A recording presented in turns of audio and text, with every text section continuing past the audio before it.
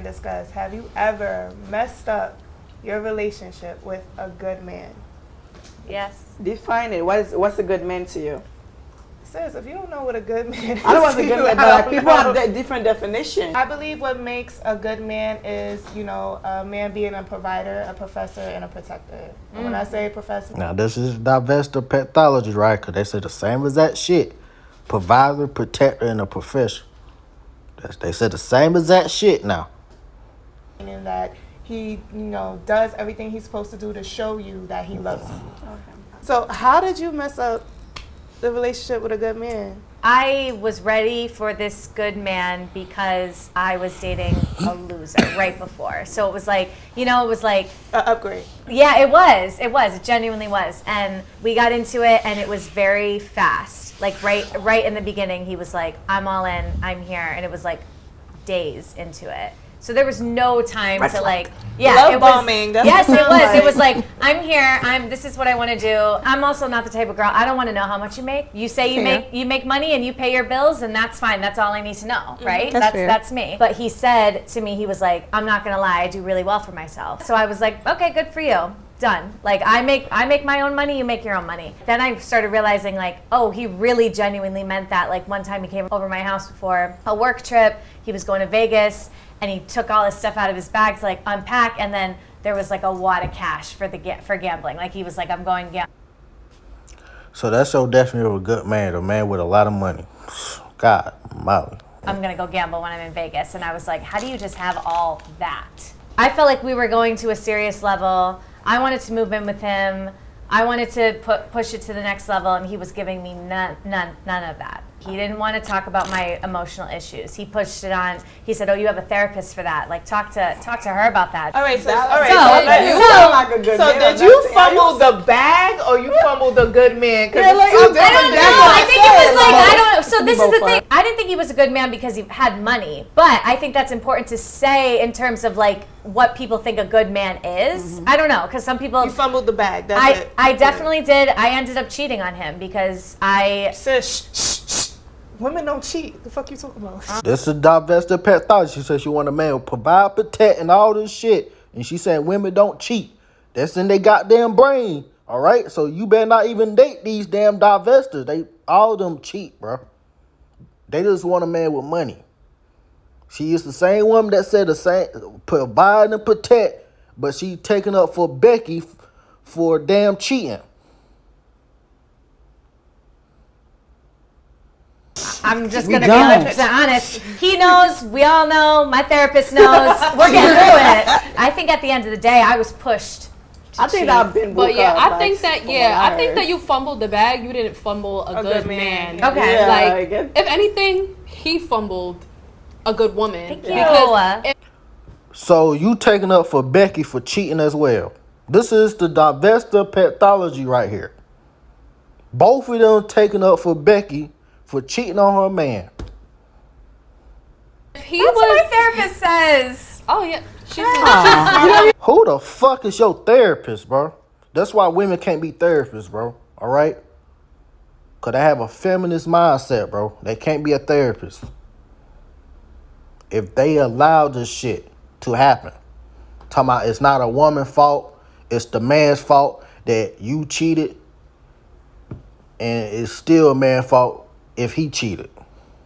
Therapist, you got all you need is some references. He was whispering sweet nothings into my ear. That's what it was. Clear, good example of love bombing. Love bombing is when a person yes, I want to be all in, I want this and this and that, and once they get you to a place where they want to get you, which he did, where now she's emotionally invested, that's when they pull back. Yes. And they start the manipulation. He doesn't even know you that well. Yeah, you said days in, he was saying all of these things, and that's why I said love to me, bombing. That's a red flag. I mean, I do it all the time. They come and go. It's not whatever. I don't care when I fumble a good man. You don't care. I don't, because they come and go. What makes them a good man, and how did you fumble it? You mean a nice guy? Because nice guys are different from good men. Yeah, because we all know the nice guy finishes last. Like a good man, somebody that. You hear that, bro? Nice guy finish last. All right? They want to do like Russell Wilson. Take his money. All type of shit, man. They think a good man is a man with a lot of money. That's all they've been saying all day. Oh, you fumble the bag, this and that. Mentally stable, financially stable, emotionally there for you. And it's kind of like sometimes they want to be too much in control. I'm not a wee man. I fucked up the bag because I'm not a wee man. And you're not going to tell me to jump and I'm going to jump. And he's had a good woman, a woman that comes home at 8, you know, that's next to her man at a certain time. I wasn't that woman and I messed up the bag. And I mean, a man, a good man. We're getting confused. The guy before my husband, I fumbled him. And now that I look at him, he's an engineer, he's doing well, he's married and he's doing well. But he was good. What I considered good. He came from a good family background. It was very impressive for me because I come from a big family where our value is marriage and keeping the family together. And he was that. And he proposed to me. And I took the ring because it was cute. But I wasn't mentally where he was. He wanted a family. He wanted to settle down. Where I was like, I want to party. I didn't care about all of that. When I compare every man I've ever been with to now, and I haven't been with a lot, let's clarify that, he's the top of the list of how I should have been treated. How old were you? I was 19. Oh, girl, but Well, it has to be a balance. I'm going to say this to y'all because you guys don't get it. From your 19 to your 30, that fumbling is right in that area. I'm letting y'all know right now. That fumbling, after the 30 is the danger zone. Now you fiending trying to go over your standard list to find that dude. If you're 19, you meet a man, you probably thinking about partying and getting Not drunk necessarily. and getting laid. Not. Hey, that's what Cindy G be doing all her fucking years, partying and all type of shit. All right? Now she talking about black men don't want to be a family. Man, fuck that. You didn't want to be a family. You wait till you damn 40. You know, and that's why these women are bitter because they fumbled the fucking bag when they was young. You know what I'm saying? She really talking about Cindy fucking G. You know what I'm saying? She was doing the same shit. But she was damn partying with the white people and shit, man. All right? But a lot of young 19-year-olds, that's why they're thinking of. If you come from a family background where you see all the women in your family are married and you looking at the morals of your family at 19, yes, if you see it, you only behaved what you see. Okay, but a lot of us don't come from a good family. Like, a lot of us don't come from a family where you see the mother and the father. When you meet a man that's like 32 or 35 and they're ready for a family and you're young, or, you know, older men like younger women, you're not ready for that a lot of time. You're selling because you're like, okay, this man could take care of me, they could take care of my family. And sometimes you're not ready to just sit there and be home, and you know, sometimes you just have one night stand. I've only been in one serious long-term relationship, and yeah, he was shit. And it took me a while, a long time to figure that out, to know that that's not who I wanted to be with. Like, the love wasn't right. That's not how I wanted to be loved. I didn't see a future with us, so I left. I didn't feel like I fumbled that. I feel like all of us sitting here, we fumbled the bag with a good man, because well, you've been married already. But if you're not married or you're not with that man anymore, and he was a good man or he was what you wanted, you fumbled that bag. It's just like dating. Like you fumble a bag and you may fumble another one, and you may fumble another good man. Like it's like. That may just happen. I feel like if I see a good man, I'm on it. Well, yeah. Do anyone really know what is a good man? He got the bag. Let's take that out the picture. Yeah. And just say, what is a good man? No, what really is a good man? I don't know. Me as a woman, I feel like a good man for me is a man that serves his woman. You know what I mean? And for me, it's just like, I'm gonna serve you. No, you not, bro. You fucking lying, bro. That's what these women want. They want a man slave or something, nigga.